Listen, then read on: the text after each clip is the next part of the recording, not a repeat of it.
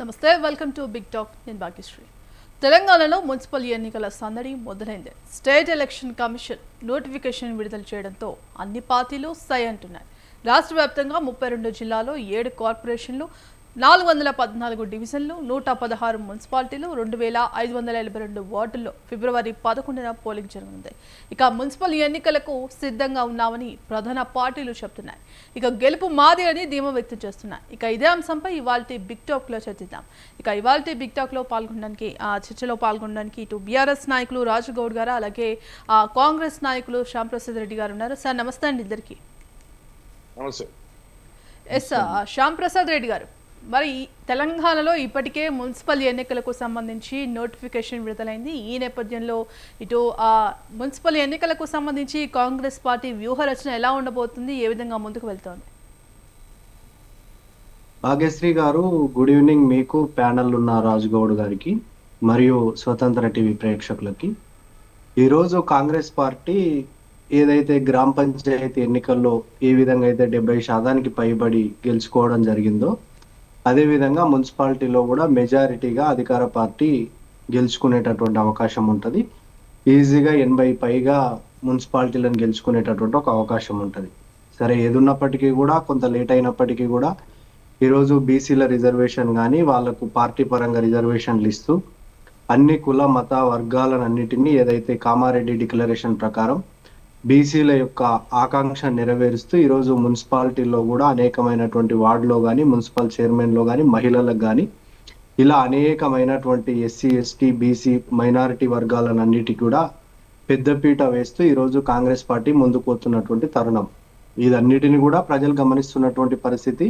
ఈరోజు క్లియర్గా కూడా ఇతర పార్టీలకు బీఆర్ఎస్ కానీ బీజేపీ కానీ ఓటేస్తే ఒరిగేదేం లేదు, అది చెత్తబుట్టలో పడేటటువంటి అవకాశం ఉంటుంది, యూజ్లెస్ ఉంటుంది. కాబట్టి కాంగ్రెస్ పార్టీ అధికారంలో ఉంది, ఏదైనా జరగాలంటే అధికార పార్టీ ఉండాలని చెప్పి ప్రజలందరూ కూడా భావించేటటువంటి ఒక పరిస్థితి.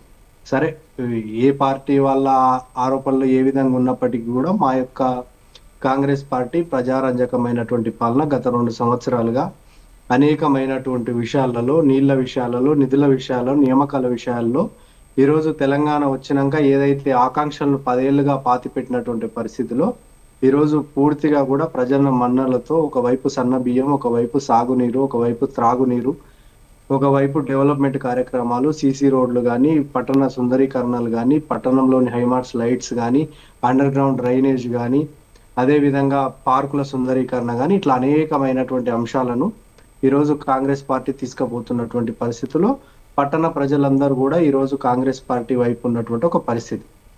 క్లియర్గా కూడా 10 సంవత్సరాలలో ఏదైతే ఒక అప్పుల కుప్పగా తెలంగాణ రాష్ట్రాన్ని మార్చి ఒక చిక్కుముడిలాగా వేసిపోయినప్పటికీ కూడా, ఒక పీఠముడి అంటారు, ఆ పీఠముడిలాగా వేసినప్పటికీ కూడా ఈరోజు ఒక్కొక్క ముడిని విప్పుతూ ఈరోజు కాంగ్రెస్ పార్టీ ఒకవైపు కేసీఆర్ గారు చేసినటువంటి అప్పులతో పాటు ప్రజలకు మనం ఇచ్చినటువంటి హామీలను ఒకవైపు నెరవేర్చుతూ ఈరోజు ముందుకొస్తున్నటువంటి పరిస్థితుల్లో భాగంగానే ఫ్యూచర్ సిటీ కానీ ఇట్లా అనేకమైనటువంటి కార్యక్రమాలు తీసుకోవడం జరుగుతుంది. ఈ మధ్య కాలంలో ముఖ్యమంత్రి గారు కూడా జిల్లాల పర్యటన చేసి, గతంలో ఎప్పుడు కూడా ముఖ్యమంత్రులు ప్రజల సమస్యలు తెచ్చుకున్నటువంటి పరిస్థితి లేదు. కేవలం గడీలు నిర్మించుకొని గడి లోపల నుంచే పాలించినటువంటి పరిస్థితిలో ఈరోజు ప్రజలు మనకు ఓటేసింది బయటకు వచ్చి ప్రజల యొక్క ఏమంటారు వాళ్ళ యొక్క ఇబ్బందులను తెలుసుకోవాలి, పరిష్కరించాలి అనే ఉద్దేశంతో ఈరోజు ముఖ్యమంత్రి గారు అనునిత్యం ప్రజల మధ్యలో ఉంటూ ప్రజా సంక్షేమం కోసం పాటుపడుతూ ఒకవైపు మంత్రులను యంత్రాంగాన్నిటిని కూడా కలుపుకుంటూ పోతూ ముందరకు పోతున్నటువంటి పరిస్థితులు. ఈరోజు బీజేపీ కానీ బీఆర్ఎస్ కానీ కాంగ్రెస్ పార్టీ కాలాల్లో కట్టెబెట్టే విధంగా ఒక పాలమూరు జిల్లా పేద జిల్లా నుంచి ఒక చిన్న జెడ్పీటీసీ స్థాయి నుంచి ఈరోజు ముఖ్యమంత్రి స్థాయికి ఎదిగినటువంటి రేవంత్ రెడ్డి గారిని చూసి ఓర్చుకోలేనటువంటి పరిస్థితిలో వాళ్ళు కనీసం అసెంబ్లీకి కూడా రానటువంటి ఒక పరిస్థితి, అంటే ఒక అహంకారంతో ముందుకు పోతున్నటువంటి పరిస్థితి. దీని అన్నిటిని కూడా ప్రజలు గమనిస్తున్నారు. మున్సిపాలిటీలో క్లియర్ కట్ గా ప్రజలందరూ కూడా కాంగ్రెస్ పార్టీ వైపు ఉన్నారు. పంచాయతీ ఎలక్షన్లో సాధించినటువంటి ఫలితాల కన్నా మెరుగైన ఫలితాలు ఈరోజు కాంగ్రెస్ పార్టీ సాధించబోతుంది. బీఆర్ఎస్ పార్టీ కానీ బీజేపీ పార్టీ కానీ ఇతర కాంగ్రెస్ వ్యతిరేక శక్తులు ఎన్ని పోరాటాలు చేసినప్పటికీ కూడా, ఎన్ని అసత్య ఆరోపణలు చేసినప్పుడు కూడా పొద్దున్న లేస్తే ప్రభుత్వాన్ని ఏ విధంగా కూలగొట్టాలి, పొద్దున్న లేస్తే మంత్రికి ముఖ్యమంత్రికి మంత్రులకు ఏ విధంగా తగాదా పెట్టాలి, పొద్దున్న లేస్తే ముఖ్యమంత్రికి సీనియర్ లీడర్లకు ఏ విధంగా తగాదా పెట్టాలనేది ఇది సరైన పద్ధతి కాదు కదండి. ప్రజలు మనల్ని ఎదుర్కొని ముఖ్యమంత్రి గారు ఒక చిన్న గ్రామీణ నల్లమల్ల ప్రాంతంలో పుట్టి ఒక జెడ్పీటీసీగా అంచెలంచెలుగా ఎదుగుతూ ఒక ప్రతిపక్ష నాయకుడిగా ప్రతిపక్ష పార్టీలోనే ఉండి ఒక పెద్ద పార్లమెంటుకు మల్కాజ్గిరి లాంటి పార్లమెంట్ సభ్యుడు ఆ రోజు కేసీఆర్ గారు పట్టుబట్టి కోడంగల్లో ఓడిస్తే అదే దానికి పునాది రాళ్ళుగా మార్చుకొని మల్కాజ్గిరిలో దేశంలోనే అతిపెద్ద జనాభా ఉన్నటువంటి మల్కాజ్గిరి పార్లమెంటు నుంచి ఎన్నుకోబడి ఈ రోజు తెలంగాణ రాష్ట్రానికే ముఖ్యమంత్రి అయిందండి. ఇదేదో మేము టిఆర్ఎస్ పార్టీ అధికారాన్ని మేము గుంజుకోలేదు. ఈ రోజు బీఆర్ఎస్ పార్టీ ఏ విధంగా భావిస్తుందంటే ఏదో కేసీఆర్ గారు అధికారంలోకి వస్తే ముఖ్యమంత్రిగా కేసీఆర్ ను మధ్యంతరంగా దింపేసి కాంగ్రెస్ పార్టీ దీన్ని తీసుకున్నట్లుగా వాళ్ళు భావిస్తున్నారు. మీకు 10 ఏళ్ళు ప్రజలు అవకాశం ఇచ్చిండ్రు, సరే కాస్త చేయాల్సిన దానికన్నా మీరు విధ్వంసం చేసినటువంటి ఒక పరిస్థితి, అప్పుల రాష్ట్రంగా మార్చినటువంటి పరిస్థితి. మా ముఖ్యమంత్రి గారు ఈరోజు తనకు ఉన్నటువంటి నేర్పడుతూ మా కాంగ్రెస్ పార్టీలో ఉన్నటువంటి మంత్రుల యొక్క సూచనలు సలహాలు తీసుకొని కేబినెట్ మీటింగ్లు పెడుతూ, గతంలో మీరు గమనించాలండి ఎప్పుడు కూడా కేబినెట్ మీటింగ్లు ఇన్నిసార్లు పెట్టినటువంటి పరిస్థితి లేదు. ఏదో తూతూ మంత్రంగా కేబినెట్ మీటింగ్ పెట్టినటువంటి పరిస్థితి. ఈరోజు నిన్నగాక మొన్న ఈ సమ్మక్క సారలమ్మ దేవత దగ్గర ఏదైతే కేబినెట్ ఏర్పాటు చేసి అక్కడ కూడా నిర్ణయాలు తీసుకున్నటువంటి పరిస్థితి. అంటే కేబినెట్ అక్కడ పెట్టాలనే ఉద్దేశం అంటే అక్కడ ఉన్నటువంటి సంస్కృతిని సాంప్రదాయాన్ని కూడా మేము దానిలను ప్రోత్సహిస్తున్నాం అనే ఒక ఉద్దేశంతో, ఈరోజు గౌరవిస్తున్నాం అనే ఒక ఉద్దేశంతో ఈ యొక్క కార్యక్రమాలు తీసుకోవడం జరుగుతుంది. కాబట్టి ఎవరు ఎన్ని అసత్య ఆరోపణలు చేసినా కూడా కాంగ్రెస్ పార్టీ గెలుపుని ఎవరు కూడా ఆపలేరు. రైట్. డిబేట్ లో జాయిన్ అవ్వడానికి ఇటు రాజకీయ విశ్లేషకులు జయరాం గారు అలాగే రాజనేత బీజేపీ నాయకులు ఉన్నారు. నమస్తే సార్ ఇద్దరికి. జయరాం గారు, ఇవాళ మున్సిపల్ ఎన్నికలకు సంబంధించి కూడా షెడ్యూల్ విడుదలైంది. ఇప్పటికే ప్రధాన పార్టీలన్నీ కూడా మున్సిపల్ ఎన్నికలు స్కై అంటూ కూడా సిద్ధంగా ఉన్నారు. మరి ఈ మున్సిపల్ ఎన్నికలకు సంబంధించి కూడా పార్టీలన్నీ ఏ విధంగా వ్యూహ రచన చేసుకోబోతున్నాయి, అంటే మున్సిపల్ ఎన్నికలకు సంబంధించి ఎలా జరగబోతుందంటారు? మీకు ప్యానెల్లో ఉన్న మిత్రులకు నమస్కారాలండి, న్యూస్ ప్రేక్షకులకు. ఇక్కడ 2 అంశాలను గమనించాలి. ఒకటి వచ్చేసేమో రాజకీయ పార్టీలు మాట్లాడే మాటల గారడి, నెక్స్ట్ వచ్చేసేసి వాస్తవాలను ఎవరు ఎక్కడ మార్చలేరు. వాస్తవాలు అంటారు. సో రాజకీయ పార్టీలు చెప్పే అబద్ధాలు మాటల గారడి అనేది ఈరోజు రాష్ట్రానికి దేశానికి కొత్త కాదు, ఆరితేరున్నారనే విషయం అందరూ తెలిసిన విషయమే. ఇప్పుడు మున్సిపల్ ఎలక్షన్స్ వస్తాయనేది కాదు, ఇది ఒక ప్రణాళికాబద్ధంగా మున్సిపల్ ఎలక్షన్స్ వచ్చినవనే విషయం అందరూ తెలిసిన విషయమే. కానీ ఈ ఎలక్షన్ లోపల అధికార పార్టీ ప్రతిపక్ష పార్టీలు ఏ మేరకు ప్రజలకు దగ్గరగా ఉన్నారనేది కీలకమైనది. ప్రజాంశాలు మాట్లాడకుండా, ప్రజల అవసరాలు మాట్లాడకుండా ఒకవైపు వచ్చేసేమో పాలక పార్టీలు వచ్చేసి గత పార్టీని అంటే అప్పటి నుంచి ఆ 4 దొంగల కాంచె మొదలుకుంటే ఇప్పుడు పైసలు లేని వరకు వచ్చేసింది. పైసలు లేనిది ప్రభుత్వ ఖజానాలోనే అనే విషయాన్ని అందరికి తెలిసిన విషయమే. కానీ ఈరోజు అత్యధికంగా దోపిడీ జరుగుతున్నది మాత్రం ప్రభుత్వం. ఏ వైపు చూసినా కూడా పైసలు లేకపోతే పనులు జరగవు, పైసలతోని మాత్రమే పనులు జరుగుతాయి. ఎక్కడికి పోయినా కూడా దోపిడీ అనే విషయాన్ని ఈరోజు చిన్నపిల్లలు అడిగినా కూడా చెప్తారు. ఆ విషయాన్ని పెద్ద కన్ఫ్యూజన్ కూడా ఏం లేదు. ఈ విషయాన్ని ఇంకా ప్రతిపక్షాలు నాలాంటి వాళ్ళు చెప్పాల్సిన పని అంతకంటే లేదు. ప్రభుత్వంలో ఉండే నేతలే వీడి దొంగ అంటే వాడు దొంగ, వాడి దొంగ అంటే వీడి దొంగ అని చెప్పుకునే క్రమం లోపల ఇంకా చాలదన్నట్టుగా వాళ్ళ బిడ్డలు కూడా మీటింగ్లు పెట్టేసి ప్రెస్ మీట్లు పెట్టి చెప్తున్న విషయాలు. మొన్నటికి మొన్న దావుసు పోయిన కొంచెం మొదలుకుంటే ఏది పొంగులేటి శ్రీనివాసరెడ్డి కొడుకు దావుస్కి వెళ్ళిండు. మరి ఆయన దావుస్కి వెళ్ళిపోతాడు. పొంగులేటి శ్రీనివాసరెడ్డి ఏమంటాడు, నా కొడుకు బిజినెస్ పని మీద దావుస్ పోయింది అంటాడు. మరి బిజినెస్ పని మీద ఈ టైంలో దావుస్కి అయినా పోకపోతే ఎవరికి తెలియదు. కానీ అంటే ఈ రకంగా బట్టి విక్రమార్క కావచ్చు, కొండ సురేఖ కావచ్చు, ఇలా చెప్పుకుంటూ పోతే ఒక్కరు కాదు, ఇద్దరు కాదు. అప్పుడు ఆ 4 అయితే ఇప్పుడు అలీబాబా చాలీచోర్ అని ప్రజలు అనుకునే పరిస్థితికి తీసుకొచ్చాను. సో ఈ రోజు కానీ రేపు కానీ వాస్తవాలను ఎవరు దాచలేరు. ప్రభుత్వ విద్యా సంస్థలు కుంటుపడిపోయినవి. ప్రభుత్వ హాస్పిటల్లో ఈరోజు మందులు లేక పేషెంట్ అగమ్య గోచరంగా మారిపోయింది పరిస్థితులు. ఆల్కహాల్ తాగి విపరీతమైన జనాలకు అనారోగ్య పాలైతే ఆ బిడ్డలు హాస్పిటల్ పోదామంటే ఈరోజు మందులు లేవు. కానీ ఒక నెలకు సగటున ఈరోజు చావులను కనుక లెక్క పెట్టినట్టు అయితే గ్రామానికి ఒక్కరిని తీసుకున్నా కూడా 12,700 గ్రామాలు గ్రామ పంచాయతీలు. అంటే చూడండి, చాలా క్లియర్ కట్గా, ఇంకా వేరే కన్ఫ్యూజన్ కూడా ఏముంది దాంట్లో. అంటే ఒకవైపు వచ్చేసేమో చావులు, మరొక వైపు వచ్చేసేమో ఏమీ లేని పరిస్థితి, ఇంకొక వైపు వచ్చేసేమో దోపిడీ, ఇంకొక వైపు వచ్చేసేమో మాటల గారడి. సో ఈ మాటల గారడి కేసీఆర్ అదే చెప్తుంటే ఇప్పుడు రేవంత్ అదే చెప్తున్నాడు. అంటే ఈరోజు కేసీఆర్ కానీ రేవంత్ కానీ ప్రజల మధ్యలో ఉండి ఏమైనా చూసి వాళ్ళకి ఏమైనా ఇబ్బందులు అంటే ఎవరికి లేవు. ఆ రోజు కులం కుటుంబము అనే విషయాన్ని రేవంత్ చాలా క్లియర్గా చెప్పాడు. ప్రజలు దాన్ని హ్యాపీగా నమ్మేశారు. ఆ నమ్మకంతో పట్టం కట్టారు. ఈరోజు అదే కులం కుటుంబం, ఈరోజు రెడ్డి కులం కేటీఆర్ మనం రేవంత్ రెడ్డి కుటుంబం, అదే దోపిడీలో ఏమైనా కన్ఫ్యూజన్ ఏమైనా ఉందా, లేదా ఏమైనా కాంప్రమైజ్ అయినట్టే లేదు. ఈరోజు చాలా క్లియర్గా దోపిడీ. ఇప్పుడు పోయి మళ్ళీ మేమంటాం అంటే ఎలక్షన్లో మేము గెలుస్తాం అంటే గ్రామ పంచాయతీలో వీళ్ళేదో విపరీతంగా గెలిచినట్టు. గ్రామ పంచాయతీ విలేజీ ఓట్లతోని ప్రభుత్వంలోకి వచ్చి పట్టణ ఓట్లకు దూరమైన వ్యక్తులు ఆ విలేజ్లోనే చీకొట్టబడింది మొన్న. ఇప్పుడు పట్టణంలోకి వచ్చేసింది. పట్టణం లోపలికి ఎట్లుంటుందో మనం చెప్పాల్సిన పని లేదు. అలాగని చెప్పి బీఆర్ఎస్ ప్రజా క్షేమము సంక్షేమం కోసం ఏమైనా కొట్లాడుతుందంటే అదేం లేదు. నువ్వు దొంగ అంటే నువ్వు దొంగ. అంటే ఇక్కడ పాలక ప్రతిపక్ష పార్టీలకు ప్రజల అవసరాలు అక్కర్లు ఏది అక్కర్లేదు. ఒకవైపు వచ్చేసి అధికార యావ వాళ్ళకున్నది, అధికారాన్ని ఎట్లా చేజిక్కించుకోవాలని వీళ్ళకు ఉంది. ఆ నేపథ్యంలో నువ్వు దొంగ అంటే నువ్వు దొంగ అనుకునే క్రమము ఇక ఈ చిల్లర మల్లర కేసులు పెట్టేసి మమ్మల్ని ఏం చేయలేరు అనేది కేటీఆర్ లాంటి వ్యక్తులు మాట్లాడటము. రేవంత్ వచ్చేసేమో పేగులు తీస్తా, డొక్కలో పడతా, తంతా గింత రేవంత్ అని. అంటే ఇవన్నీ ఎవరిని నమ్మిద్దామని, దీనివల్ల ప్రజలకు కానీ ఏదైనా క్షేమం ఏదైనా ఉంటుందా, సంక్షేమం ఉంటుందా? ఈ మాటలలో ఈ ఇన్ఫ్రాస్ట్రక్చర్ పెరుగుతుందా, లేకపోతే హాస్పిటల్ లోపల కొత్త వనరులు వసతులు ఏమైనా నిరుపేదలకు క్రియేట్ అవుతుందా? విద్య ఉచితంగా మారుతుందా, లేకపోతే యువకులకు ఏమైనా చదువుతో పాటు ఉద్యోగాలు ఏమైనా వచ్చే అవకాశం ఉంటాయా? ఆల్కహాల్ అమ్మకాలు ఏమన్నా తగ్గినాయా? సావులు ఏమన్నా తగ్గినాయా?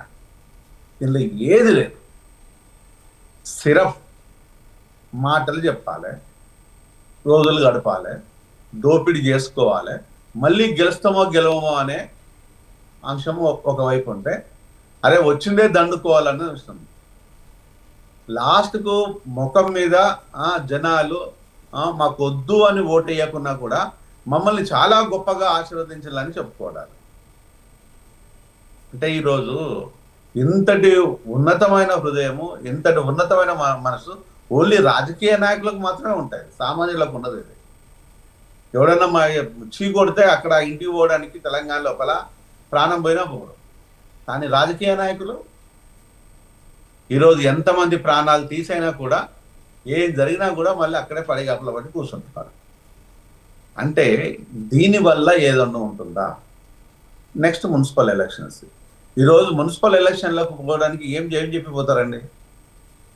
ప్రతిపక్ష పార్టీ యుద్ధం చేయదు, పాలక పార్టీ ప్రజలకు ఏమి సమస్యలు పరిష్కరించరు. వీళ్ళిద్దరు ఏం చెప్తారు నాకు అర్థం కాదు. ప్రతిపక్షాలు కనీసం ప్రజల పక్షాన ఎక్కడైనా మీ పోరాటాలు చేసిన దాఖలాలు కనిపిస్తున్నాయా? విద్య మీద కానీ, వైద్యం మీద కానీ, లేకపోతే ఇంత ఆల్కహాల్ చావుల మీద కావచ్చు, ఇంకనే మీరే ఏ అంశాలు దొరికి పోదలుచుకోలేరు. ఓన్లీ ఒక సామాన్యుడికి ఏది అవసరమో ఆ మూడే నేను మాట్లాడుతున్నాను. ఆల్కహాల్ మొత్తం తగ్గిమని కూడా నేను చెప్పట్లేదు, కనీసం కంట్రోల్ అన్న చేయండి అని చెప్తున్నాను. 75,000 కోట్ల ఆల్కహాల్ ప్రతి సంవత్సరం అమ్ముతున్నారు అంటే అసలు మీరు మనుషులేనా అని ప్రజలు అనుకున్నా కూడా ఏ మాత్రం మీకు పెడచను. దాంతో పాటు విపరీతమైన డ్రగ్స్ మనకు సరఫరా అవుతుంది. ఈ చిన్న చిన్న స్కూళ్ళల్లో గంజాయి చాక్లెట్ అమ్ముతున్నారు. అసలు దీన్ని మాట్లాడుతుంటే కన్నీళ్ళు, బాధ. ఆ బిడ్డలు దానికి అడాక్ట్ అయిపోయిన కుటుంబాలు కానీ, ఆ యువత కానీ రేపు వాళ్ళు మాట్లాడడానికి ఏం ఉండకూడదనా మీ ఉద్దేశం? ప్రశ్నించేవాడు ఎవడు ఉండొద్దనా? అంటే ఈరోజు ఇంత దయానీయంగా ప్రజలు ఉంటూ ఉంటే దాని గురించి ఏదో మాట్లాడకుండా ఒక డ్రామాటిక్ స్టోరీని నడిపిస్తున్నారు. ఈ సిట్ అని, ఆ సిట్ అని, ఇదని అదని, అవసరాలను బట్టి వక్కర్లను బట్టి ఇక కొన్ని మీడియా ఛానళ్ళ గురించి మనం చెప్పాల్సిన పనే లేదు. వాళ్ళే ఇన్వెస్టిగేషన్ అథారిటీ, వాళ్ళే జస్టిస్, వాళ్ళే న్యాయ నిర్ణేతలు, వాళ్ళే జడ్జిమెంట్ ఇవ్వటాలి. అరే అయ్యా, ఇది ప్రజలరా నాయన. ప్రజల కోసము ఒక మంచి ఆర్టికల్ రాయండిరా మీరు. ఒక ఆర్టికల్ ప్రసారం చేయండి. స్కూళ్ళ గురించి మాట్లాడండి, విద్య గురించి మాట్లాడండి, వైద్యం గురించి మాట్లాడండి, ప్రజల గురించి మాట్లాడండి, నిరుపేదల గురించి మాట్లాడండి, నిరక్షరాస్యుల గురించి మాట్లాడండి, ఆల్కహాల్ గురించి మాట్లాడండి, ఈరోజు డ్రగ్స్ గురించి మాట్లాడండి, చిన్న బిడ్డల గురించి మాట్లాడండి. ఇదేం పట్టదు వీళ్ళకు. దోసుకున్న దాంట్లో వీళ్ళు దోసుకున్నారు, మాకు వాటాలు ఎంతవరకు రాదు కాబట్టి మేము మాట్లాడచ్చు. అంటే ఇంత సిగ్గు లేకుండా, ఇంత నిస్సిగ్గుగా తెలంగాణ రాష్ట్రంలో జరుగుతున్న దాన్ని గొప్పగా మాట్లాడుతున్న వాళ్ళకు సిగ్గు లేదో, లేకపోతే ఇంటున్న ప్రజలకు సిగ్గు లేదో రేపు రానున్న రోజుల్లో ప్రజలు నిర్ణయిస్తారు ఈ ఎలక్షన్లలో. రైట్, జయరాం గారు షార్ట్ బ్రేక్ తీసుకుందాం. బ్రేక్. రాజకోట్ గారు. మేడం భాగ్యశ్రీ గారు చెప్పండి. ఎస్, మరి మున్సిపల్ ఎన్నికల వేళ రేపే నామినేషన్ల ప్రక్రియ కూడా ఉండబోతుంది. మరోపక్క ఇటు బీఆర్ఎస్కు సంబంధించి ఓటర్లను ఏ విధంగా ఆకర్షిస్తోంది, ఏ విధంగా కార్యాచరణ ఉండబోతుంది. మరోపక్క చూసుకుంటే ఇటు వరుసగా సిట్ విచారణ పేరుతో విచారణ కొనసాగుతుంది. మరి ఈ నేపథ్యంలో మున్సిపల్ ఎన్నికల్లో బీఆర్ఎస్ పార్టీ కార్యాచరణ ఎలా ఉండబోతోంది, ఏమంటారు? అందరికి నమస్కారాలండి. ఫస్ట్ అయితే కాంగ్రెస్ పార్టీ అధికారంలోకి ఎట్లొచ్చింది అనేది ఒక విషయం మీద మనం మాట్లాడుకున్నాలి. 6 గ్యారంటీలు, 420 హామీలు, మరి ఏ ఒక్క గ్యారంటీ కూడా ఈరోజు పూర్తి చేయలేదు. అదేవిధంగా ఏదైతే రేవంత్ రెడ్డి గారు డిక్లరేషన్లు పెట్టి, కామారెడ్డి డిక్లరేషన్ కానీ, గజ్వేల్ డిక్లరేషన్ కానీ, చెవెళ్ళ డిక్లరేషన్ కానీ, హైదరాబాద్లో యూత్ డిక్లరేషన్ కానీ, మరి ఎస్టీ డిక్లరేషన్, ఇవన్నీ కూడా పెట్టినాడు. అవన్నీ కూడా ఏవి కూడా మనం చేసుకోలేము. సరే, ఆయన మాట తప్పిండు, ప్రజలు మోసపోయిండ్రు, కాంగ్రెస్ పార్టీకి ఓటేసిన పాపానికి ఈరోజు అందరు కూడా ఘోషపడుతున్న సంగతి మనకు తెలుసు. మన గ్రామ పంచాయతీ ఎన్నికలు జరిగినాయి. మనము ఏ రాష్ట్రంలో కానీ, ఇంతకుముందు తెలంగాణ రాష్ట్రంలో కానీ, సమైక్య రాష్ట్రంలో కానీ ఎప్పుడు కూడా అధికార పార్టీ వైపు ఒక 90% గ్రామ పంచాయతీలు కానీ వార్డు మెంబర్లు అందరూ కూడా అధికార పార్టీ వైపు వస్తారు. కానీ రేవంత్ రెడ్డి మూలాన బీఆర్ఎస్ పార్టీకి దాదాపు 40% సీట్లు రావడం, అది మా విజయం. ఇక మున్సిపాలిటీ విషయానికి వస్తే దాదాపు ఈ మున్సిపల్ ఎన్నికల్లో పాల్గొనే ఓటర్లు దాదాపు 53 లక్షల మంది ఓటర్లు ఈ మున్సిపల్ ఎన్నికల్లో పాల్గొంటున్న విషయం మనందరికీ తెలిసిందే. మరి ముఖ్యంగా తెలంగాణ రైజింగ్ అన్నాడు. తెలంగాణ రైజింగ్ ఏమిటి? రైజింగ్ లిక్కర్ సేల్స్ల రైజింగా, లేకుంటే కరప్షన్ల రైజింగా, లేకుంటే ఆత్మహత్యల రైజింగా, లేకుంటే సంక్షేమ పథకాలు ఇస్తున్నాడని రైజింగా? మేము తెలంగాణ రాష్ట్రం 10 సంవత్సరాలు అధికారంలో ఉన్నప్పుడు బీఆర్ఎస్ పార్టీ కేసీఆర్ గారి నాయకత్వంలో పట్టణ ప్రాంతాల్లో అనేక రకాల అభివృద్ధి, మరి పట్టణ ప్రగతి కానీ, బస్తీ దవాఖానాలు కానీ, షాదీ ముబారక్లు కానీ, కేసీఆర్ కిట్లు కానీ, పెన్షన్లు కానీ, ఇవన్నీ కూడా అక్యురేట్గా ప్రజలకు అందే విధంగా మా ఒక నాయకుడు, మా ఒక ప్రభుత్వం అందరూ కూడా చేసిన సంగతి మనందరికీ తెలుసు. రేవంత్ రెడ్డి గారు వచ్చినప్పటి నుంచి తెలంగాణలో ఏం జరిగింది? అంత విధ్వంసమే. హైడ్రా అని కొన్ని దినాలు హైదరాబాద్లో ఆగమేఘాల మీద బీదలపై, లేకుంటే లోన్లు తీసుకున్న వాళ్ళపై, ఎంప్లాయీస్ పై రాతిలో దండయాత్ర చేసిన సంగతి మనందరూ కూడా తెలుసు. అదేవిధంగా ఇప్పుడు కొత్తగా నైనీ కోల్ మైన్స్ స్కామ్ ఏదైతే జరుగుతుందో మరి అది తెలుసు మనకు. మరి సోలార్ విషయంలో ఏం చేసిందో తెలుసు మనకు. 4th సిటీ అన్నాడు, అది అక్కడనే పెట్టిండు. మరి PCR క్యూర్ అండ్ రేర్ అన్నాడు, అది అంతకే ఉన్నది. మరి అదేవిధంగా SCO భూములు అమ్ముదాం అనుకుంటూ అది కూడా మేము న్యాయ పోరాటం చేసి అది కూడా ఆపేసినాము.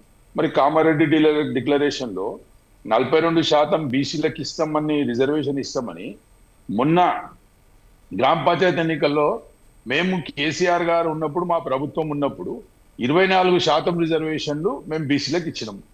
మొన్న రేవంత్ రెడ్డి గారి హయాంలో జరిగిన ఎన్నికల్లో కేవలం 16 నుంచి 17% రిజర్వేషన్ మాత్రమే వచ్చింది. 16 నుంచి 17% వరకే రిజర్వేషన్ వచ్చిన సంగతి మనకు తెలుసు. మరి ముఖ్యంగా ఈ రోజు మున్సిపాలిటీ ఎన్నికల్లో కనీసం మున్సిపల్లను అన్న చెప్పిన మాట మీద ఉంటాడా అంటే, మేము గతంలో ఇచ్చిన 33%, ఈరోజు రేవంత్ రెడ్డి 31% రిజర్వేషన్ మాత్రమే ఇస్తున్నారు. కాబట్టి పట్టణ ప్రాంతంలో ఉన్న ప్రజలు, నిరుద్యోగులు వీళ్ళందరూ కూడా ఆలోచన చేసుకుంటారు, మా పరిపాలన ఎట్లుండే, మేము పట్టణాలు ఏ విధంగా అభివృద్ధి చేసినాం, ఏ విధంగా పట్టణాలకు నిధులు ఇచ్చినాం, నెలకు ఎన్ని నిధులు ఇచ్చినాం, సంవత్సరానికి ఎందుకు ఇచ్చినాం. మరి టఫ్ ఐడిసి కానీ అనేక సంస్థలతోటి, మున్సిపల్ అడ్మినిస్ట్రేషన్ సంబంధించిన సంస్థలతోటి అనేక రకాల అభివృద్ధి చేసినాం. ముఖ్యంగా హైదరాబాద్ చూసుకోండి, మీకు ఉదాహరణగా ఎవడొచ్చినా హైదరాబాద్ ని ఎంత డెవలప్ చేసినారు మీరు అన్న పరిస్థితి ఏర్పడ్డది. ఈరోజు ఈ 2 సంవత్సరాల నుంచి మొత్తం విధ్వంసమే, ఎవ్వరికి కూడా ప్రశాంతం ఉండలేదు. ఆటో కార్మికులకు ఇవన్నీ కూడా చేస్తున్నారు. కాబట్టి మేము ఖచ్చితంగా ఈ మున్సిపల్ ఎన్నికల్లో కాంగ్రెస్ కంటే ఎక్కువ సీట్లు గెలిచే పరిస్థితిలో ఉన్నాము, ఖచ్చితంగా గెలుస్తాము. ఇది మాకు సెమీఫైనల్ లాగా 53 లక్షల పైచిలకు ఓటర్లు ఇప్పుడు ఓటేనికే సిద్ధంగా ఉన్నారు. రేవంత్ రెడ్డికి వ్యతిరేకంగా, కాంగ్రెస్ పార్టీకి వ్యతిరేకంగా వీళ్ళ డిక్లరేషన్ కొట్టిన. కాబట్టి మేము ఒకటే చెప్తున్నాం, ఇప్పుడు కూడా అవకాశం ఉన్నది. ఏవైతే 6 గ్యారంటీలు, 420 హామీలు ఏవైతే చెప్పినరో అవి చూచా తప్పకుండా అమల్లోకి తేండి. అప్పుడు ప్రజలు మీకు ఏమైనా విశ్వసిస్తారు తప్ప మీరు ఈ మళ్ళా ఎలక్షన్లు పెట్టి, ఇప్పుడు నిన్న మొన్న చూసినామండి, 2 సంవత్సరాల నుంచి బతుకమ్మ సీరియల్ లేవు, ఏం లేవు. నిన్న ఈ రోజు నోటిఫికేషన్ వచ్చింది. ఈ రోజు అంటే వాళ్ళకి ఎంత భయం ఉన్నదో మీరు చూసుకోండి. ఇందిరమ్మ ఇళ్ళు అన్నారు, ఏ పట్టణంలో ఇందిరమ్మ ఇళ్ళు కంప్లీట్ అయినాయి, ఏ పట్టణంలో ఎంతమందికి ఇళ్ళు ఇచ్చిరో లెక్క చెప్పవలసిన అవసరం ఉన్నది. రేషన్ కార్డు ఎన్ని ఇచ్చిరో చెప్పవలసిన అవసరం ఉన్నది. ఇవన్నీ కూడా జూట మాటలు. ఈసారి మాత్రం ప్రజలు, ఈసారి అయితే ప్రజలు ఖచ్చితంగా బిరాస్వై మేము అందరం ఆశిస్తుంది. రైట్, రాజునైతే గారు. మేడం సారీ ఏమనుకోకండి, నాకు యాక్చువల్ గా ఈ మున్సిపల్ ఎలక్షన్ సంబంధించి జూమ్ మీటింగ్ నడుస్తుంది యాక్చువల్ గా. Okay sir, okay. మళ్ళీ అందులో జాయిన్ కావాలి.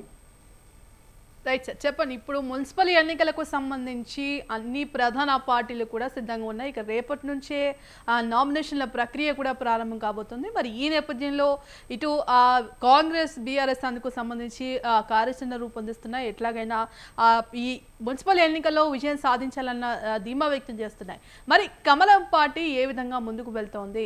ఇప్పటికే ఎప్పటికప్పుడు యాక్టివ్గా ఉంటూ ఎట్లాగైనా కమలం బీజేపీ విజయం సాధించాలని చెప్తున్నాయి కూడా, అందుకు సంబంధించి ముందుకు వెళ్తోంది. మరి ఈ నేపథ్యంలో బీజేపీ ఇందుకు సంబంధించి ఎటువంటి కార్యాచరణ రూపొందిస్తోంది, ఏం చేయబోతోంది?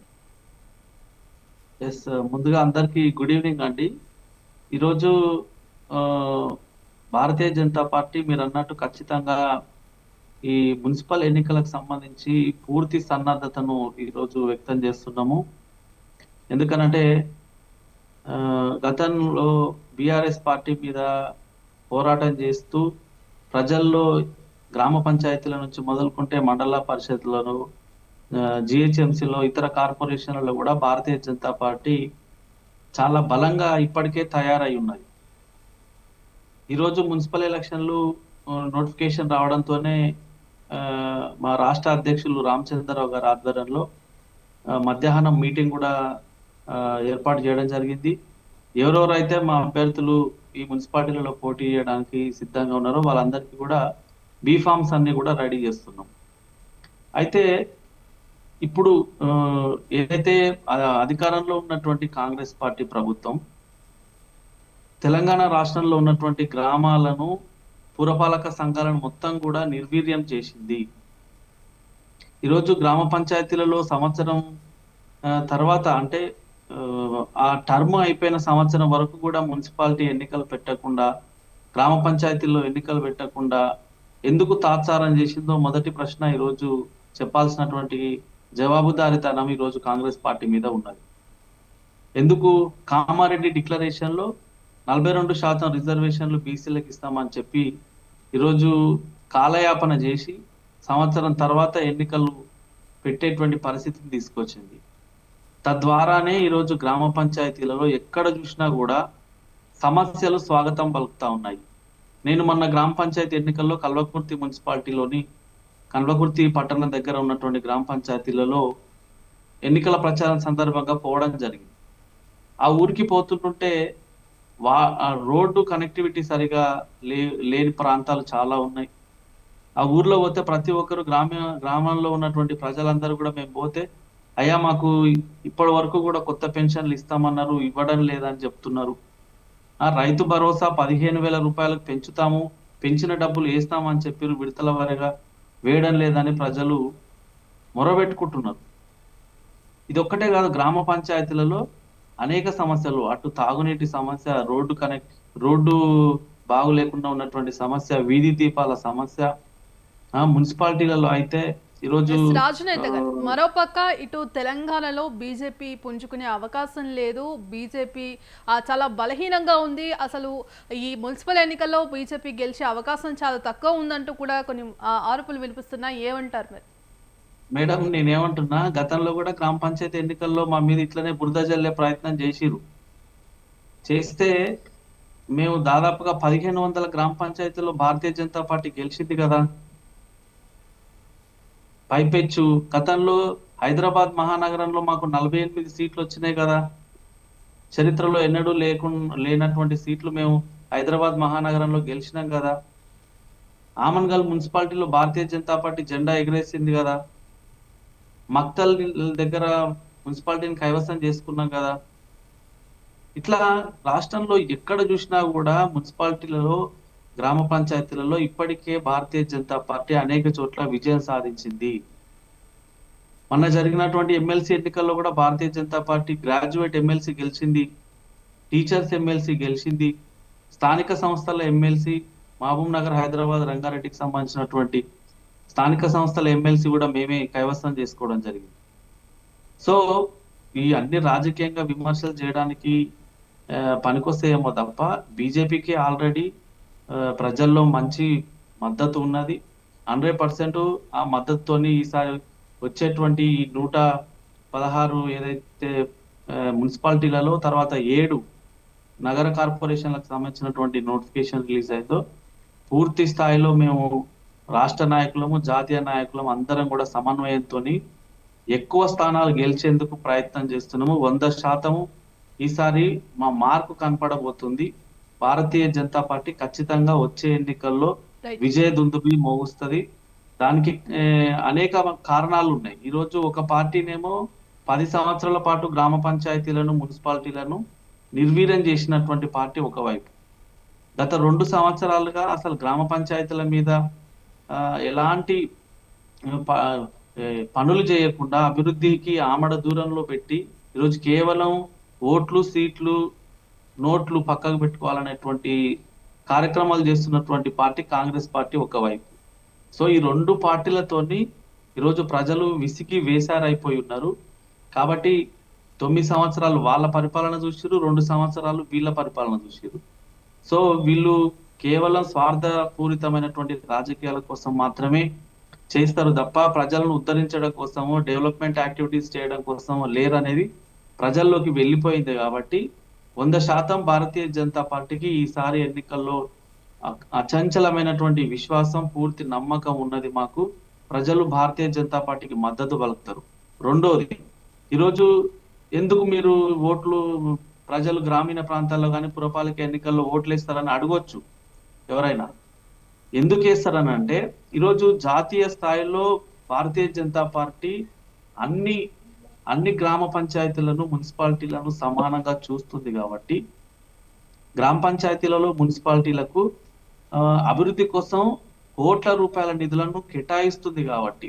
మీరు చూడండి మేడం, గతంలో మా ఎంపీ రఘునందన్ రావు గారు చాలా క్లియర్ గా దీని మీద ఎక్స్ప్లెనేషన్ ఇవ్వడం జరిగింది. ఏమని, గ్రామీణ ప్రాంతాలలో కానీ, నగరపాలక సంస్థల్లో కానీ, మున్సిపాలిటీలలో కానీ రోడ్ల దగ్గర నుంచి మొదలు పెట్టుకుంటే, ఇచ్చే రేషన్ బియ్యం దగ్గర నుంచి మొదలు పెట్టుకుంటే, కట్టే ఇండ్ల దగ్గర నుంచి మొదలు పెట్టుకుంటే, నిర్మించే శ్మశాన వాటికల దగ్గర నుంచి మొదలు పెట్టుకుంటే వీధి దీపాల నుంచి ప్రతి ఒక్కటి కూడా ఈరోజు గ్రామ పంచాయతీలలో కానీ మున్సిపాలిటీలలో కానీ భారతీయ జనతా పార్టీ కేంద్రం నుంచి నిధులు ఇస్తుంది కాబట్టి మాకు పూర్తి విశ్వాసం నమ్మకం అయితే ఉన్నది.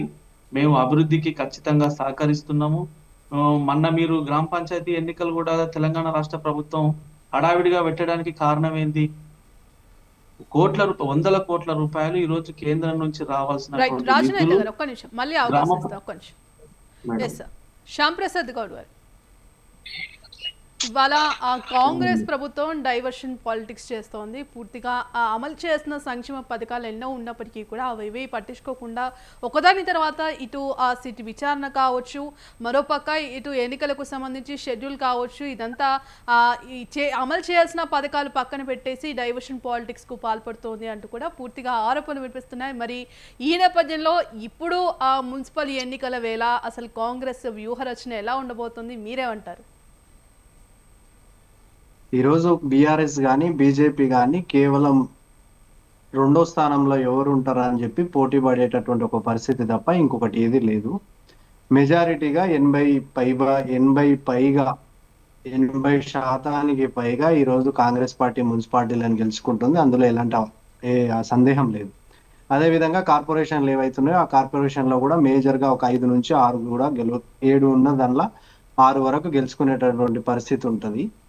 ఈరోజు ముఖ్యంగా డైవర్షన్ పాలిటిక్స్ ఏదన్నా ఉంటే అది కాంగ్రెస్ పార్టీ ఎట్టి పరిస్థితుల్లో కూడా చేయట్లేదు. ఈరోజు బీఆర్ఎస్ పార్టీ గత 10 సంవత్సరాలుగా దోచుకున్నటువంటి సొమ్ముతో కొన్ని మీడియా ఛానళ్లను ఏర్పాటు చేసుకొని, సోషల్ మీడియాని ఏర్పాటు చేసుకొని, యూట్యూబ్ ఛానళ్లను ఏర్పాటు చేసుకొని ప్రభుత్వం పైన దుష్ప్రచారం చేస్తున్నటువంటి ఒక పరిస్థితి.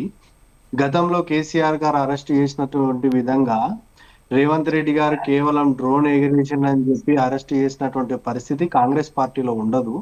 ఏది ఉన్నప్పటికీ కూడా కక్షా రాజకీయం కాకుండా కేవలం వాళ్ళు తప్పు చేస్తుంటే దాన్ని దర్యాప్తు సంస్థలు విచారిస్తాయి. ఆ దర్యాప్తు సంస్థల ద్వారానే ఈరోజు మనం ముందుకు పోతున్నటువంటి పరిస్థితి. సిట్టు ఈరోజు కాంగ్రెస్ పార్టీ వచ్చినాక కొత్తగా వేసినటువంటి పరిస్థితి కాదు. సిట్ అంటే సిట్టు, స్టాండ్ అంటే స్టాండ్ అని కేసీఆర్ గారు ఉన్నప్పుడు వేసినటువంటి కమిషన్ ఈరోజు సిట్ కాదు. ఇది రేవంత్ రెడ్డి గారు ప్రజాప్రభుత్వంలో ఏర్పాటు చేసినటువంటి స్విట్. దీన్ని నిష్పక్షపాతంగా ఎంక్వైరీ జరుగుతుంది. ఎక్కడ కూడా అవినీతికి కానీ అక్రమాలకు కానీ చోటు ఉండదు. అవినీతి అక్రమాలు చేసిన వాళ్ళు ఈరోజు ఎంత దౌర్భాగ్యమైనటువంటి పరిస్థితి అంటే, తన కడుపులో పుట్టినటువంటి కవిత గారు బయటికి వచ్చి సొంత ఇంటి అల్లుడి ఫోనే ట్యాప్ చేసిందని చెప్తే దాని దగ్గర హరీష్ రావు గారు కానీ, కేటీఆర్ గారు కానీ, కేసీఆర్ గారు కానీ సమాధానం లేదు. ముందుగా తన కూతురు అడిగినటువంటి ప్రశ్నకు సమాధానం చెప్పిన తర్వాత వాళ్ళు ఏమైనా మాట్లాడితే ప్రజలు విశ్వసించేటటువంటి ఒక పరిస్థితి ఉంటుంది. ఇంటి సొంత అల్లుడి ఫోన్ ట్యాప్ చేయడం కాకుండా ఏదైతే జడ్జులు కానీ, విచిత్రం ఏంటంటే ఈ సిట్టు విచారణకు పోయినటువంటి వ్యక్తుల ఫోన్లు కూడా ట్యాప్ అయినటువంటి ఒక పరిస్థితి. ఆ రోజు 10 ఏళ్లుగా వీళ్ళు ఒక రాచరికమైనటువంటి పాలన కొనసాగిస్తూ మనని ఎవరు కూడా ప్రశ్నించొద్దు, మనని ఎవ్వరు కూడా అది చేయొద్దు, ప్రతిపక్షం అనేది లేకుండా చేయాలి, ప్రజాస్వామ్యంలో ఓన్లీ కేసీఆర్ కుటుంబ సభ్యులు ఉన్నా కూడా బాగుండేదండి. కుటుంబ సభ్యుల ఫోన్లు కూడా ట్యాప్ చేసి మేము ఒక్కరమే ఉండాలని చెప్పి ఈ అక్రమ సంపాదన వల్ల దోపిడీ జరుగుతుంది. ఈ దోపిడీలో మేము ఒకరిని మించి ఒకరు దోచుకోవాలని చెప్పి ఒకరి రహస్యాలు ఒకరు వినడానికి అక్కడ ఉన్నటువంటి అధికారులను ఉపయోగించుకొని ఈరోజు వీళ్ళు ఎంత దౌర్భాగ్యమైనటువంటి పరిస్థితి అంటే, ఈరోజు వాళ్ళ పేర్లు నక్సలైట్ల పేర్లలో చేర్చి ఆ నక్సలైట్ల పేర్ల ద్వారా ఈరోజు వాళ్ళు వీళ్ళ ఫోన్ వినేటటువంటి పరిస్థితి తీసుకొచ్చిండ్రు. ఒక జడ్జి ఫోన్లను ట్యాప్ చేస్తే మన ప్రజాస్వామ్యం ఎక్కడుంది? మనం దేనికోసం తెలంగాణ రాష్ట్రం తెచ్చుకున్నాము, దేనికోసం తెలంగాణ ఉద్యమం చేసినామని చెప్పి బాధపడుతున్నటువంటి ఒక తరుణం. ఆ తరుణంలో ఆ రోజు మేధావులు కానీ, మన జయరాజ్ అన్న లాంటి వాళ్ళు ఎంతో మంది దీనిపైన పోరాటం చేయడం జరిగింది. ప్రజాస్వామ్య నిరంతరం పోరాటం చేయడం జరిగింది. ఎంతో మంది మేధావులను, ఎన్నో పార్టీ నాయకులను, కోదండరాం లాంటి వాళ్ళను ఇంటి గోడలు బద్దలు కొట్టి అరెస్ట్ చేస్తే పట్టించుకున్నటువంటి ఒక పరిస్థితి ఉండే. ప్రతిపక్షం అనేదే లేదు. ఈరోజు కాంగ్రెస్ పార్టీ అధికారంలోకి వచ్చినాక ఎక్కడ డెవలప్మెంట్ కార్యక్రమాలకు సీఎం గారు పోయినా కూడా అక్కడ ఉన్నటువంటి ప్రతిపక్ష పార్టీలను పిలుచుకునేటటువంటి ఒక పరిస్థితి. ప్రతిపక్ష పార్టీలు వాళ్ళు ఎమ్మెల్యేగా ఉంటే వాళ్ళకు అక్కడ ఉన్నటువంటి ప్రజలు వాళ్ళకు ఓటేసింది కాబట్టి వాళ్ళు కూడా డెవలప్మెంట్ లో భాగం కావాలని చెప్పి ఈరోజు బీఆర్ఎస్ ఎంపీలను కానీ, ఎమ్మెల్యేలను కానీ, ఈ యొక్క ఏదైతే బీజేపీ పార్టీ ఎంపీలను, ఎమ్మెల్యేలను ఈరోజు కాంగ్రెస్ పార్టీ సగౌరవంగా ఆహ్వానించి ఆ వేదికల పైన వాళ్ళకి పాలు పంచుకునేటటువంటి ఒక పరిస్థితి ఉంది. ఆ రోజు 10 సంవత్సరాలుగా ఏ ప్రతిపక్ష శ్యాంప్రసాద్ గౌడ్ గారు, ముఖ్యంగా ఇవాళ తెలంగాణ సాధించుకుంది నీళ్లు, నిధులు, నియామకాలు.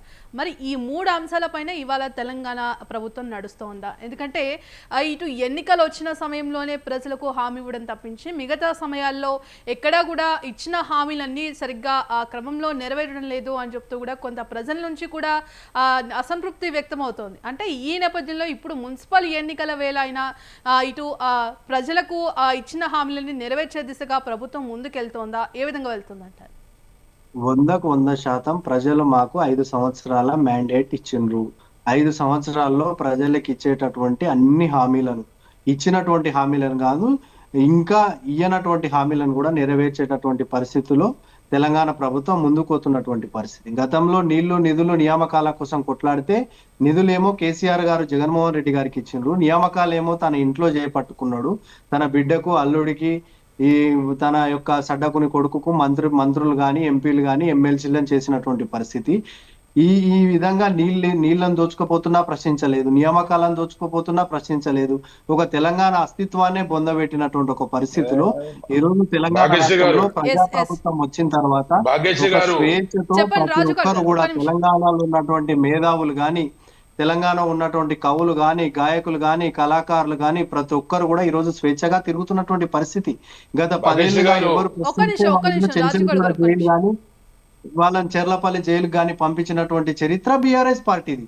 ఈ రోజు దయాలు వేదాలు వల్లించినట్లు కాళేశ్వరం ప్రాజెక్టులో అవినీతి, ఏదైతే ఏమంటారు పాలమూరు రంగారెడ్డి ప్రాజెక్టులో అవినీతి, మిషన్ కాకతీయలో అవినీతి, మిషన్ భగీరథలో అవినీతి, పట్టణ ప్రకృతి వనంలో అవినీతి, చెట్లు కొనుగోలు అభివృద్ధి, ఇవన్నీ మేం చెప్తున్నది కాదండి, తన సొంత బిడ్డ కవిత గారు చెప్తున్నటువంటి విషయం. దీన్ని కూడా బీఆర్ఎస్ పార్టీ గమనించాలి. కాబట్టి ఈరోజు ప్రజాస్వామ్యంగా ఎన్నికైనటువంటి పార్టీ కాలంలో కట్టెలు పెట్టే విధంగా కాకుండా మీరు ప్రతిపక్ష నాయకుడు అసెంబ్లీకి రారా అండి, అసెంబ్లీకి వచ్చి ప్రజల గొంతు. ఇప్పుడు మేము నిజంగా కాంగ్రెస్ పార్టీ నైనీళ్లనో లేదంటే ఇంగోదన్లనో కుంభకోణంలో భాగస్వామ్యం అయ్యింది అనుకోండి కాసేపు, అయితే వీళ్ళు అసెంబ్లీకి వచ్చి ప్రశ్నించాలి కదా. ఫామ్ హౌస్ నుండి ప్రశ్నిస్తే ప్రజలు మీకు ఫామ్ హౌస్ ఉండడానికి ఓటు వేయలేదు కదా, ప్రజలు మీకు ఓటేసి అసెంబ్లీకి రావాలి, అసెంబ్లీలో ప్రశ్నించాలని ఒక ఉద్దేశం.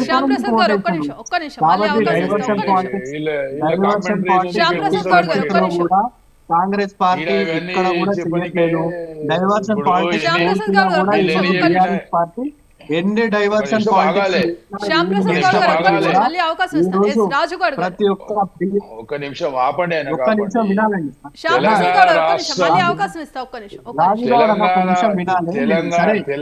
రాగండి. మీరు ఇన్ని గానం అబద్ధాలు చెప్పుకుంటే ఇన్నీకే కూర్చోలేమన్నా మేము.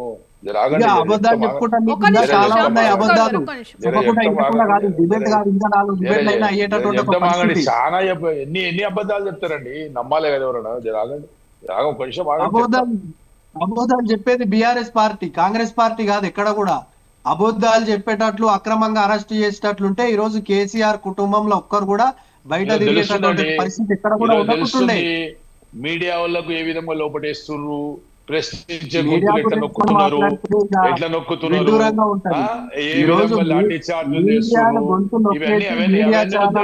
సరే మనం బహిష్కరించినటువంటి పరిస్థితి.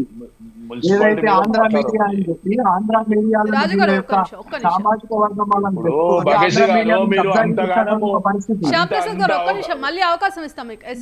ఇప్పుడు 2001 నుంచి తెలంగాణ కావాలని 14 ఏళ్ళు సుదీర్ఘమైన పోరాటం చేసి తెలంగాణ తీసుకొచ్చినాం. మా మెయిన్ క్యాప్షన్ ఏముండే, నీళ్లు, నిధులు, నియామకాలు. నీళ్ళేమో చంద్రబాబుకి ఇచ్చాయి. ఇప్పుడు ఏదైతే బనచర్ల కానీ మనం వేరే విషయాలలో చంద్రబాబు గురుగారికి గిఫ్ట్ ఇచ్చేసిండు. ఇక నిధుల మొత్తం 4 అన్నతమ్ముళ్ళు మొత్తం తెలంగాణను పంచుకొని తింటుండ్రు. ఇక నియామకాలు మొత్తం రెడ్డి సామాజిక వర్గానికి, మొత్తం ఆయన కుటుంబ సభ్యులకు, ఆయన స్నేహితులకు ఇస్తున్న సంగతి మనందరికీ తెలుసు. ఇప్పుడు మేము అనేది ఒకటే, మీరు అంత ట్రాన్స్పరెంట్ గా మేమేమి అవినీతి చేయలేము, మేము పాలతో గడిగిన వాళ్ళం అంటే మేము 10 దినాలు అయిపోయింది. ఈరోజు సిబిఐ ఎంక్వైరీ వేయండి, లేకుంటే సిట్టింగ్ జడ్జ్ తోటి ఒక కమిషన్ అయినా ఏంటంటే ఈ రోజు దాకా ముఖ్యమంత్రి నోరు విప్పాడు. నిన్న ఉప ముఖ్యమంత్రి వచ్చేసి నేను టెండర్లు క్యాన్సిల్ చేస్తున్నా అంటే, క్యాన్సిల్ చేసే దాంట్లో ఉద్దేశం ఏంది అంటే దాంట్లో అవినీతి జరిగినట్టు. దాంట్లో ఏదో పొరపాటు జరిగినట్లు అందుకోసమే క్యాన్సిల్ చేస్తున్నాం అని అన్నాడు. మేము ఒకటే డిమాండ్ చేస్తున్నాం ఈ పార్టీ నుంచి, 2025 నుంచి ఇప్పటిదాకా ఎన్ని టెండర్లు అయినాయో ఆ టెండర్లో కోల్ మైన్స్ కానీ సోలార్ ప్రాజెక్టులు కానీ ఇంకేమన్నా కానీ మీరు సైట్ విజిటింగ్ సర్టిఫికెట్లు ఎంతమందికి ఇచ్చిండ్రు, మీరు సైట్ విజిట్ సర్టిఫికెట్లు ఇచ్చి ఎంత కమిషన్ తీసుకుర్రు, 10% కమిషన్ తీసుకుర్రు, ఎక్స్ట్రాస్ 10% వేయించిండ్రు. ఇవన్నీ కూడా సింగరేణి బొగ్గుగని కార్మికులు ఒక చెమటతోటి వచ్చిన రెవెన్యూని ఈ రోజు కాంగ్రెస్ పార్టీ ప్రజలకు అమ్ముకుంటున్న సంగతి మాకు తెలియదు అండి. మేము ఒకటి చెప్తున్నాం ఏమంటే, ఈ రోజు మీరు సరే ఇప్పుడు పట్టణ ప్రాంత ఓటర్లు ఉన్నారు కదా, ఈరోజు దాదాపు 34 లక్షల మంది దాదాపు నిరుద్యోగ యువత ఉన్నారు, వాళ్ళకు నిరుద్యోగ వృత్తి ఇస్తామన్నారు. సరే ఇప్పుడు తెలుసుకుందాం, పట్టణ ప్రాంతాల్లో చదువుకున్న యువకులు ఉంటారు, మేధావులు ఉంటారు, ఇంటలెక్చువల్స్ ఉంటారు, మహిళలు ఉంటారు.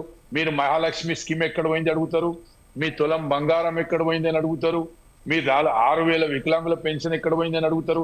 ఇవి అన్నిటికీ సమాధానానికి సిద్ధం కాండి. ఇవన్నీ ఎన్ని జుట మాటలు చెప్తారు, ఇంకా జుటనేనా? 2 సంవత్సరాలు అయిపోయాయి, ఇంతకుముందు మాట్లాడుకుంటూ తెలంగాణ మొత్తం అప్పుల పాలు చేసేసారు అంటారు.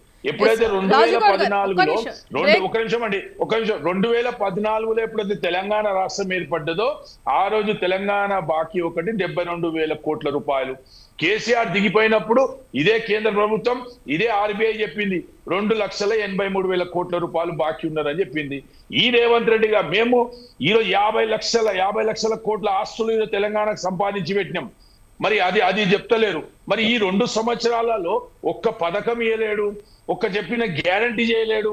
కానీ 2,50,000 కోట్లు ఎందుకు అప్పు చేసిండు?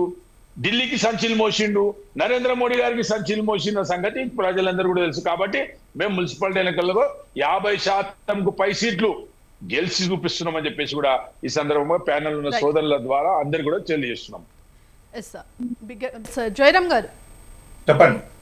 మరి ఇవాళ పూర్తిగా ఏదైతే తెలంగాణ రాష్ట్రం ఏర్పడి కాంగ్రెస్ అధికారంలోకి వచ్చిన తర్వాత రెండోసారి ఈ మున్సిపల్ ఎన్నికలు జరగబోతున్నాయి. మరి ఇప్పటికే ఇటు ప్రధాన పార్టీలు కూడా, అంటే ఒకవైపు కాంగ్రెస్ ఎలాగైనా ఈసారి విజయం సాధించాలి, బీసీలకు కూడా అవకాశం ఇవ్వాలంటూ కూడా చెప్తోంది. మరోవైపు ఇటు బీఆర్ఎస్ ఏమో ఒకవైపు సిట్ విచారణ, ఒకవైపు పూర్తిగా ఇప్పటికే వరుస ఓటములతో కూడా బీఆర్ఎస్ ఉంది. మరి ఈ నేపథ్యంలో ఈ బీఆర్ఎస్ ఇప్పటికైనా క్యాడర్ను సన్నద్ధం చేస్తూ అటు పార్టీ నాయకులు కూడా సన్నద్ధం చేస్తూ ముందుకు వెళ్ళాలి, విజయం సాధించాలంటూ కూడా చెప్తోంది. మొత్తంగా అన్ని పార్టీలలో చూసుకుంటే అసలు ఏం జరుగుతోంది ఈ ఎన్నికలకు సంబంధించి? ఓవైపు విచారణ, ఓవైపు డైవర్షన్ పాలిటిక్స్ అంటున్నారు. అసలు ఏం జరగబోతుందంటారు? అంటే ఇప్పుడు పట్టణ ప్రాంత ఓటర్లు అంటే, సో పట్టణ ప్రాంత ఓటర్ల లోపల ఎంప్లాయీస్ ఉంటారు, ఆలోచన శక్తి గల వాళ్ళు ఉంటారు, విద్యార్థులు ఉంటారు. సో అనేక రకరకాల వ్యక్తులు గ్రామీణ ప్రాంతాల నుంచి పట్టణ ప్రాంతాలకు వచ్చి సెటిల్ అయిన వాళ్ళు ఉంటారు. సహజంగా పట్టణ ప్రాంతంలో పుట్టి పెద్ద పెరిగిన వాళ్ళు కూడా ఉంటారు. సో కొంత ఆలోచన పరిజ్ఞానం ఎక్కువ, ఇంకో ఆచరణ సాధ్యమైన అంశాల మీద కొంత డిస్కస్ చేయడానికి ఛాన్సెస్ అన్నమాట. అంటే అట్లా ఈ ఓటర్ల సంఖ్య ఇప్పుడు 53 లక్షలకు పైచిలుకు. ఈరోజు కుమిదిరి గారు రిలీజ్ చేసిన లిస్ట్ ఏంటంటే 53 లక్షల పైచిలకు ఓటర్లను ఎండార్స్ చేశారు. 116 మున్సిపాలిటీస్, సో 7 కార్పొరేషన్స్. సో వీటికి ఓటర్ జాబితాను చేసింది. రేపటి నుంచి వాటికి నామినేషన్స్ స్వీకరణ అంశాన్ని తెర మీద తీసుకువస్తుంది. రేపు బిజీగా ఉంటారు. సో ఫిబ్రవరి 13 కల్లా రిజల్ట్స్ వస్తుంటాయి. సో ఇదంతా ఒక ఎత్తు సో జరుగుతుంది. సో స్పష్టమైన ఒక అవగాహనతోనే ఓటర్లు ఉంటారు. కానీ ఓటర్లకు అర్థం కావాల్సిందంటే, నేను రాజకీయ నాయకుల గురించి కాదు, ముఖ్యంగా ఓటర్లకు అర్థమవుతుంటే, అనునిత్యం దోపిడీ చేసే దొంగలను ఎన్నుకునే కంటే కొత్త వ్యక్తి అని చూడకుండా మన కులము, మన మతము, మనవాడు, మనకు సంబంధించిన వాడు, మనకు తెలిసిన వాడు అనే భేషజాలు పెట్టుకోకుండా మీరు నీతిమంతమైన వ్యక్తిని ఎన్నుకోండి అని చెప్పాల్సింది. ఈ దొంగలను తీసుకొచ్చేసి నెత్తిన పెట్టేసుకొని మళ్ళీ ఈ దోపిడీకి గురయ్యే కంటే ఇకనైనా కూడా ఓటరుకు ఒక స్వేచ్ఛగా, ఎలాంటి ప్రలోభాలకు నొక్కకుండా, కుల మతాలకు అతీతంగా ఒక మంచి మానవత్వంతో ప్రజానాయకుడు అనే వ్యక్తులను ఎన్నుకోండి. అది పార్టీలు ఏవైనా కానీ కనుక ఏ పార్టీ నుంచైనా పర్వాలేదు, ఒక మంచి వ్యక్తిని ఎన్నుకోండి. కానీ లేదు మా కులపోడు, మావాడు, మా మతపోడు, మా ఇంటి పక్కోడు, నాకు పైసలు ఇచ్చినోడు, అవసరంగా అక్కరపడేటోడు, నాకు అప్పులు ఇచ్చేవాడు, ఇలా అనుకుంటూ పోతుంటే మన రాష్ట్రం కుంటుపడిపోతుంటుంది. మన బిడ్డల జీవితాలు అగమ్య గోచరంగా మారిపోతాయి. ఈ విషయాన్ని దయచేసి ఓటరు గమనించేసి ఆ నేపథ్యంలో ఆలోచన విచక్షణలతోని ఉండి ఓటేస్తే బాగుంటుంది అనేది నా పర్సనల్ రిక్వెస్ట్. అదే జయరంగ్ గారు, ఇవాళ ముఖ్యంగా చూసుకుంటే ఇదైతే ఇచ్చిన హామీలన్నీ కూడా నెరవేర్చడం పక్కన పెడితే ప్రజలు ఇవాళ బలైపోతున్న పరిస్థితి కనిపిస్తూ ఉంది. ఎందుకంటే ఎన్నికల సమయంలో అనేక హామీలు ఇచ్చి తర్వాత ఆ హామీలన్నింటినీ కూడా నిర్లక్ష్యంగా వదిలేస్తున్న పరిస్థితి కనిపిస్తూ ఉంది. మరి ఇప్పుడైనా ఇటు రాజకీయ నాయకులు ఇచ్చిన హామీలన్నీ సక్రమంగా నెరవేర్చే దిశగా ఓటర్లను ఆకర్షించే విధంగా చేస్తారా? ఆ ప్రజలకు ఇచ్చిన హామీలన్నీ నెరవేర్చే అవకాశం ఉందంటారా? గత ప్రభుత్వము 10 సంవత్సరాలు పాలకులుగా ఉన్నప్పుడు బంగారు తెలంగాణ ప్రచారం చేసిండు. అప్పుడు బంగారం ఆ పాలకుల దగ్గర మాత్రమే ఉన్నది. ఇప్పుడు పాలకులు వచ్చేసి ఇది ప్రజాపాలన అనేది ప్రచారం చేస్తున్నారు. ఈ ప్రజాపాలన లోపల అన్నదమ్ములు, బావమరుదులు, కుటుంబం, కులం తప్ప ప్రజలు లేరు. అంటే వీళ్ళు చెప్పే ట్యాగ్ లైన్లు ఏది కూడా ఇది ప్రజలకు ఉపయోగపడేది కాదు. ఆ ప్రభుత్వము ఈ ప్రభుత్వం చేస్తున్నది దోపిడీ. సో ఇక మనం గెలుస్తామో గెలవమో, వస్తామో రామో, వచ్చినప్పుడే దోసుకోవాలనేది ప్రభుత్వ ఆలోచన. అరే మొత్తం దోసుకు తింటున్నారు కదా, మనకేం మిగలదేమో మళ్ళీ వచ్చేసే వరకు అనే ఆలోచన ఏమో ప్రతిపక్షాలకు ఉన్నట్టుగా ఇప్పుడు రూఢి అవుతుంది. అంటే ప్రతిపక్షాలు ప్రజల కోసము కొట్లాట, ఏదైనా ప్రోగ్రామ్ తీసుకొని పనిచేసిన దాఖలాలు ఉన్నాయంటే లేదు. నేను ఇంత ముందు కూడా అదే చెప్పాను. ప్రజా సమస్యల మీద గలమెత్తినట్టు అవుతే అది బాగుంటుంది అని సూచిస్తున్నాను ప్రతిపక్షాలకు. ఇక్కడ అది ఏది లేకుండా ఊరికే ఓన్లీ మనము ఎత్తిపోతుల పథకం ఉన్నట్టు ఉన్నాయన్ని లేపడేసేసి ఏదో మాట అనాలా చెయ్యాలని దానికి అంటే పెద్ద ప్రయోజనాలే ఉండవు. అంటే ఇంకొకటి మీరు అన్నట్టుగా ఈరోజు ఇచ్చిన హామీలు నెరవేరుస్తారా అంటే, హామీలన్నీ నెరవేరిస్తే మన దేశం రాష్ట్రాలు ఇలా ఎందుకు ఉంటాయండి?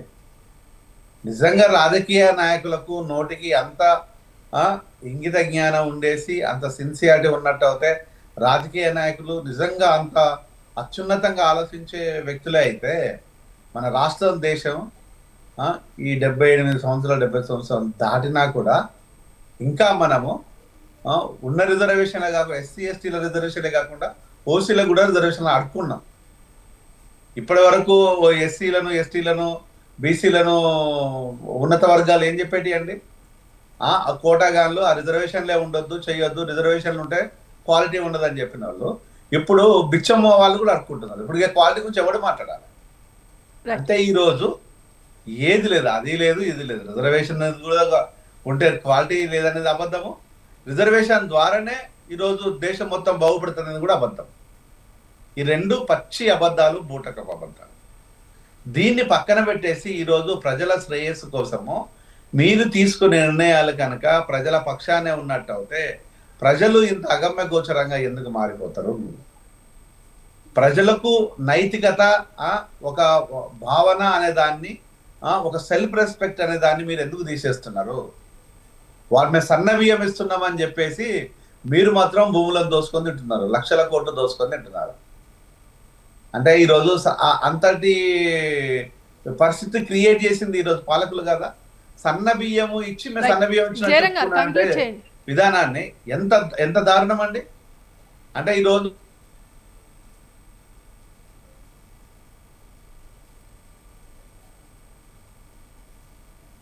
అనేది చాలా క్లియర్గా ఉంది కదా.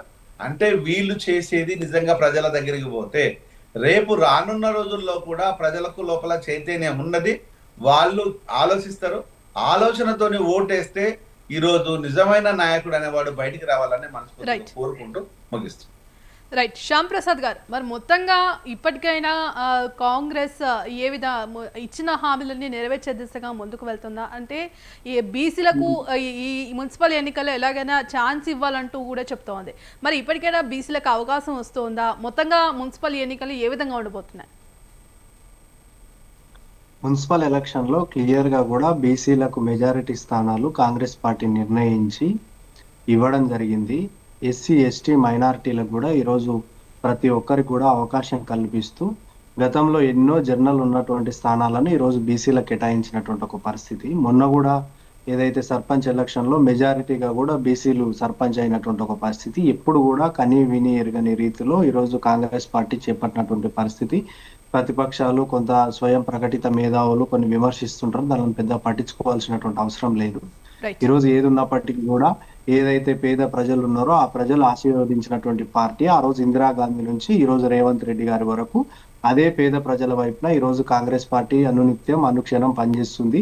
ఇచ్చినటువంటి హామీలను కూడా పూర్తి స్థాయిలో కూడా కాంగ్రెస్ పార్టీ అమలు చేసే విధంగా ముందుకు పోతుంది. ఒక ప్రణాళికతో ఒక అప్పుల రాష్ట్రం, ఒక అప్పులుగా కూరుకుపోయినటువంటి దాన్ని మెల్లమెల్లగా తీర్చుకుంటూ ఒకవైపు సంక్షేమ పథకాలను, ఒకవైపు ఈ నిరుద్యోగులకు ఉద్యోగ అవకాశాలను, రైతులకు ఏదైతే సాగునీటి ప్రాజెక్టులు ఇట్లా అనేకమైనటువంటి కార్యక్రమాలు చేపడుతూ ముందుకు పోతున్నటువంటి పరిస్థితి. ఒకవైపు ఆంధ్రప్రదేశ్ నీటి దోపిడీ చేస్తుంటే గతంలో ఒక్కరోజు కూడా కేఆర్ఎంబి మీటింగ్ అటెండ్ కాకుండా అప్పనంగా ఆంధ్రప్రదేశ్ కు నీళ్ళు అప్పచెప్పినప్పటికీ ప్రశ్నించలేనటువంటి ఒక పరిస్థితిలో ఈ రోజు దాని అన్నిటిని కూడా తాడో పేడో తేల్చి కొట్లాడి ఈ రోజు కేంద్రం పైన కూడా ఒత్తిడి తీసుకొచ్చి రైట్. ఏదైతే నీళ్లను కూడా తెలంగాణ రాష్ట్రానికి సాధించుకునే విధంగా, అదే విధంగా నిరుద్యోగులందరికీ ఉద్యోగాలు కల్పించే విధంగా, పట్టణాలన్నిటినీ సుందరీకరించే విధంగా ఏదైతే గ్రేటర్ హైదరాబాద్ ఉందో దాన్ని ఏమంటారు ప్రజలకు మరింత చేరువయ్యే విధంగా దానిలను ఒక 3 భాగాలుగా విభజించి అందులో భాగంగా మళ్ళీ 4th సిటీని కూడా ఈ రోజు నిర్మించి ఇతర పెట్టుబడులు ఈ రోజు దావోస్ లో లక్షలాది కోట్ల రూపాయలు ఈ రోజు